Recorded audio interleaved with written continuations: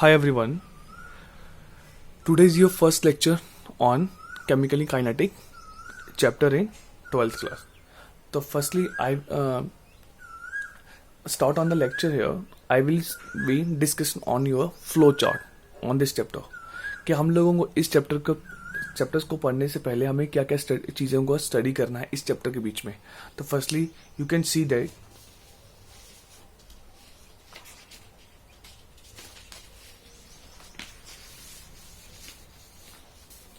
Look it.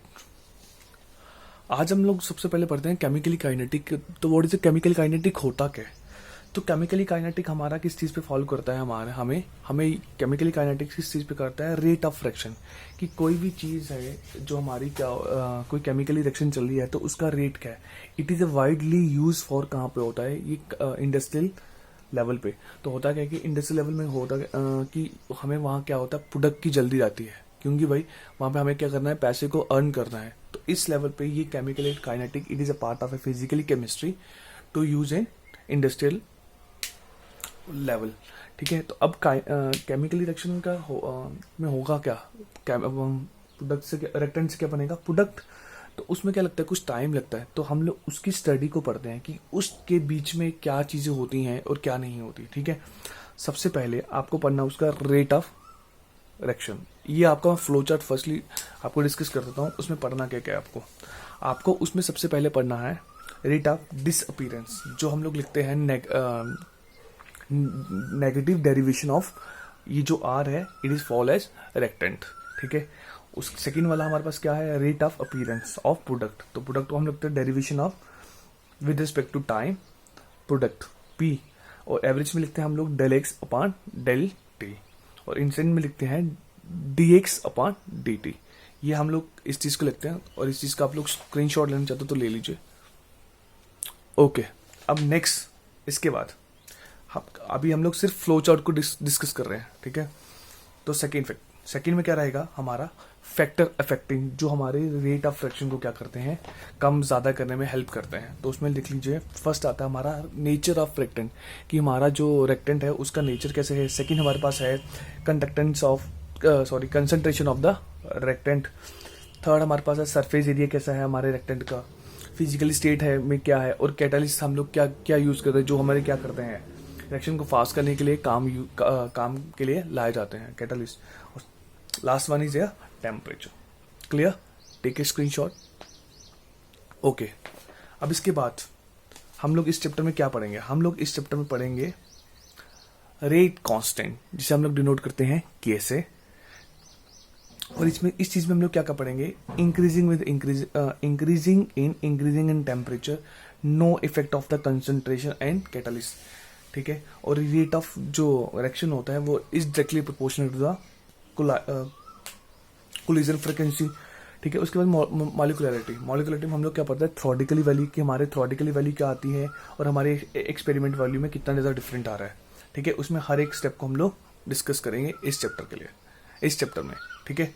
अब इसके बाद हम लोग डिस्कस करते हैं हमारा ऑर्डर ऑफ रिएक्शन, कि ये जो हमारी हम लोगों ने जो रिएक्शन लगाई हुई है वो उसका ऑर्डर क्या है. फर्स्ट ऑर्डर है, सेकंड ऑर्डर है. एक्सपेरिमेंटली हम लोग प्रूव करते हैं उसको, कि हम लोगों ने कोई चीज़ लिया, रेक्टेंट को कन्वर्ट किया प्रोडक्टन में. जब प्रोडक्टन को कन्वर्ट किया रेक्टेंट पे, तो हम लोग उसको क्या करते हैं, एक्सपेरिमेंटली देखते हैं कि एक्सपेरिमेंटली होता क्या है, कि वो चीज़ किसके लिए यूज होता है. क्या कि वो जो रिएक्शन चल रही है वो फर्स्ट ऑर्डर की है, या सेकेंड ऑर्डर की है, या थर्ड ऑर्डर की है, या सीडो मीन होती है फॉल्स रिएक्शन. फॉल्स रिएक्शन कौन सी है? फर्स्ट ऑर्डर की, सेकंड ऑर्डर की. और ये जो सारा स्टेप होते हैं इसमें हम लोग क्लास में पढ़ते हैं slow step for complex reaction. ये हमारा कंप्लीटली क्या है? Flow chart. अब सबसे पहले हम लोग क्या स्टार्ट करेंगे, आप लोग स्क्रीनशॉट ले लीजिए. ये हमारे सारा अभी फ्लो चार्ट है. उसके बाद हम लोग स्टार्ट करते हैं सबसे पहले हमारी केमिकली रिएक्शन. तो भाई केमिकली रिएक्शन होती क्या है, पहले ये मेरे को बताइए. केमिकल रिएक्शन वही होती है जो हमें क्या देती है? रेक्टेंट टू प्रोडक्ट देती है. हम लोग ये बचपन से पढ़ते हैं कि क्या होता है कि रेक्टेंट टू प्रोडक्ट मिलता है. अब सेकंड थिंग इज इसमें हम लोग क्या क्या डिस्कस करते हैं, कि भाई अगर ये रेक्टेंट टू प्रोडक्ट में कन्वर्ट हुआ तो उसमें क्या कुछ रेट तो होगा, जहाँ तो फास्ट होगा, जहाँ स्लो होगा. और क्या क्या इसमें फैक्टर होंगे, कि कितना कंसंट्रेशन होगा हमारे रेक्टेंट का, कैटालिस्ट कौन सा डाला है, ठीक है, और इसका रेट लॉ कैसा है, कितनी रेशियो में पड़ा है कंपाउंड, और इसका ऑर्डर क्या है, फर्स्ट ऑर्डर की रिएक्शन चले हैं हम लोग, सेकेंड ऑर्डर की। अब बेसिकली होता क्या है, हमारे पास रेट ऑफ रिएक्शन होती क्या है, रेट ऑफ रिएक्शन में क्या करते हैं, जा तो एक्वस में ले लेंगे, जा तो गैस में। अगर एक्वस है हमारा कोई रिएक्टेंट, एक्वस है रिएक्टेंट, और वो प्रोडक्ट भी क्या दे रहा है, एक्वस में लिक्विड फॉर्म में, ठीक है, तो उसमें उस केस में हम लोग क्या चेंज कर सकते हैं, उसके सिर्फ कंसंट्रेशन चेंज कर सकते हैं। तो कंसंट्रेशन किसकी चेंज करेंगे, या तो रिएक्टेंट की करें, या तो हम लोग इसकी करेंगे प्रोडक्ट की। उसके बाद सेकेंड, अगर गैस के केस में, ये case first and case second, अगर गैस के केस में तो हम लोग गैस के केस में क्या कर सकते हैं, चेंज ऑफ प्रेशर। किस केस में, या तो रिएक्टेंट के केस में करेंगे, या तो हम लोग प्रोडक्ट के केस में करेंगे, यही करेंगे ना। तो अब इस चीज में होता क्या है कि जो भी हमारा प्रोडक्ट है, ये तो हम लोगों ने सर पढ़ लिया कि हमारा है। अब इसकी डेफिनेशन क्या है, अकॉर्डिंग टू द डेफिनेशन, ये आप लोग स्क्रीनशॉट ले लीजिए, ओके। अब इसकी डेफिनेशन क्या आती है, रेट ऑफ रिएक्शन की, ठीक है। तो क्या कर सकते हैं, चेंज इन कंसंट्रेशन, ये पढ़ा था आपने, चेंज इन कंसंट्रेशन, जहां तो हम लोग कंसंट्रेशन चेंज कर सकते हैं, जहां तो हम लोग क्या कर सकते हैं, उसका प्रेशर। तो ये डेफिनेशन क्या बोलती है, चेंज इन कंसंट्रेशन, जहां किसको चेंज कर सकते हैं हम लोग, प्रेशर को, ऑफ किसके, रिएक्टेंट को, या फिर उसके प्रोडक्ट को, ठीक है, विद रिस्पेक्ट टू किसके, अकॉर्डिंग टू टाइम से करेंगे ना, तो is called rate of chemical reaction. Clear है सबको, ओके। अब type of chemical reaction to rate of chemical reaction के केस में क्या होती है, टाइप्स ऑफ केमिकल रिएक्शन कौन कौन से होते हैं, क्या होता है हमारे रिएक्शन केस में, जहां तो कुछ रिएक्शन बड़ी ज्यादा फास्ट हो जाती है, जहां तो बिल्कुल कम रहती है, और जहां तो फिर क्या होता है, बिल्कुल ही हमें पता होता है कि इस चीज में ये चीज, इस चीज, सपोज करो कि आपने कोई रिएक्शन लगाई है लैब में, तो आप बोलोगे हाँ सर ये मैंने रिएक्शन लगा दी, अभी 1 घंटे के बाद आपको उसका रिजल्ट पता हो जाएगा। तो वो हमें क्या है, मॉडरेट, हमें पता है उस चीज का कि वो ज्यादा से ज्यादा कितने टाइम लेगा, ठीक है। अब next, very fast chemical reaction में होता क्या है, पहला स्टेप, ये क्या करते हैं, काफी कम समय में चलते हैं, फ्यू सेकंड में आपने प्रोडक्टेंट डाला, उसी समय आपको क्या मिल गया, प्रोडक्ट मिल गया। सपोज करो जैसे आपके पास NaCl है, साल्ट, आपने क्या डाला, पानी डाला, उसी समय उसको डिसॉल्व किया, उसी समय क्या मिल गया, हमें प्रोडक्ट मिल गया उसका।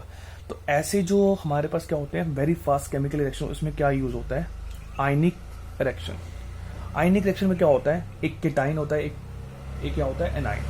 अब आप ये वाले एग्जाम्पल लिख लीजिए, NaCl प्लस AgNO3। तो जब हम लोग क्या करते हैं, NaCl को डिसॉल्व करते हैं, NaCl और AgN को दोनों का सोल्यूशन में आता, तो क्या होता क्या है, सोल्यूशन किस में बनता है, वाटर में ना। तो ये क्या करते हैं, जो ये दोनों आपस में कंबाइन होते हैं, AgCl। तो ये क्या, इसके नीचे क्या रहता है,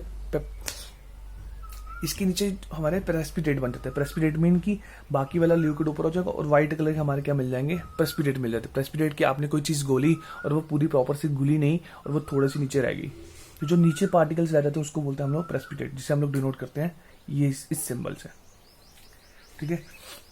और बच क्या जाता है, NaOH। अब होता है क्या इस रिएक्शन में, एक पॉजिटिव होता है, एक नेगेटिव होता है, ये दोनों आपस में कंबाइन करते हैं, हमें प्रोडक्ट दे देते हैं। क्लियर है, ये तो हमारे किस केस में आ गई, ये हमारे फास्ट, ये आ गई हमारे किस चीज में, वेरी फास्ट केमिकल रिएक्शन। अब नेक्स्ट में हमारे पास क्या आता है, नेक्स्ट में हमारे पास आता है कौन कौन सी, सबसे पहले आपके पास कौन सी आती है, सेकंड वाली, वेरी, जहां तो फास्ट होगी, जहां क्या होगी, स्लो होगी। अब स्लो के केस में क्या होता है, वो कंप्लीट करेगी in your very very very long period पे, कि 2 दिन 3 दिन, काफी लंबा समय लग सकता है। जैसे कौन सा, 2 साल भी लग सकता है, 3 साल। जैसे आपका आयरन है, आयरन क्या होता है, रस्टिंग हो जाते हैं। जब आप लोगों ने सपोज करो कोई नया कोई लोहे की चीज लाई, तो आपने उसमें कोई पेंट नहीं किया, कोई ग्लैबिनाइजेशन नहीं किया, कोई इस पे प्रिकॉशंस का कोई उस पर अप्लाई नहीं किया, तो क्या होता है, थोड़ी देर के बाद क्या होता है, 1-2 साल के बाद उस चीज में क्या होता है, रस्ट लगना स्टार्ट हो जाती है। तो इसकी एग्जांपल क्या लिख सकते हो आप, रस्टिंग ऑफ आयरन। अब मॉडरेट के केस में क्या होता है, हमें पता होता है कि इस टाइम में इसका प्रोडक्ट इन फाइन नाइट, जिसमें क्या होता है, फाइन टाइम में हमें रिजल्ट का पता चल जाता है, ठीक है। ऑल जो भी हमारे क्या होते हैं, मॉलिक्यूलर रिएक्शन होती है, जिसमें क्या होता है, या तो बॉन्ड बनेगा, कोवेलेंट बॉन्ड, या तो कोवेलेंट बॉन्ड बनेगा, या तो कोवेलेंट बॉन्ड ब्रेक होगा। तो इस केस में क्या होता है, हमने अगर नाइट्रोजन गैस लिया और प्लस करते किसका, हाइड्रोजन गैस, तो हमारे पास अमोनिया गैस बन गया। अमोनिया गैस, अब नाइट्रोजन गैस बनती कैसे है, कैसे इसकी बॉन्ड फॉर्मेशन करते, ऐसे ही लिखते हैं ना, 3 बॉन्ड होते हैं नाइट्रोजन और बीच में, और क्या करते हैं ये आपस में बॉन्ड टूटते हैं और जाके NH के साथ बॉन्ड बना लेते हैं। क्लियर है इस चीज को, क्योंकि आपको ये चीज पता होनी चाहिए फर्स्टली, ठीक है, क्लियर है, ओके ओके, थैंक यू।